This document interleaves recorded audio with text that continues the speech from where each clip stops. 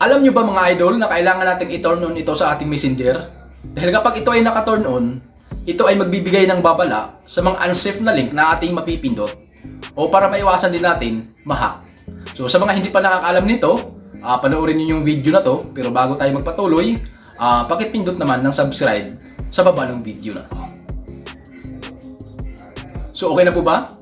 So maraming salamat po. Magsimula na tayo.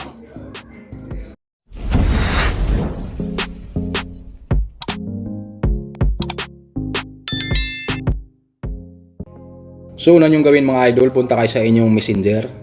Click messenger. Tapos may makikita kayong 3 lines sa taas. Click nyo yung 3 lines. Tapos dito mga idol, meron kayong makikitang settings icon. No? Click nyo yung settings sa taas. Tapos scroll nyo lang. May makikita kayong privacy and safety. Click nyo yan siya.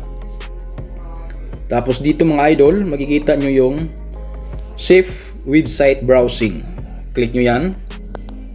Ito mga idol, safe website browsing. Dapat naka-turn on yan siya mga idol. No? Para magbigay siya ng babala kapag meron tayong mga unsafe na link na napipindot natin. Para maiwasan din natin na ma-hack. So, dapat naka-turn on yan siya mga idol. Ayan sa akin nung naka-turn on. So, ganun lang kasimple mga idol.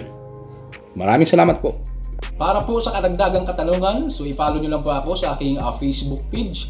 At kung nagustuhan mo yung video natin ngayon, so pakishare naman po para makatulong ka rin sa iba. Salamat po!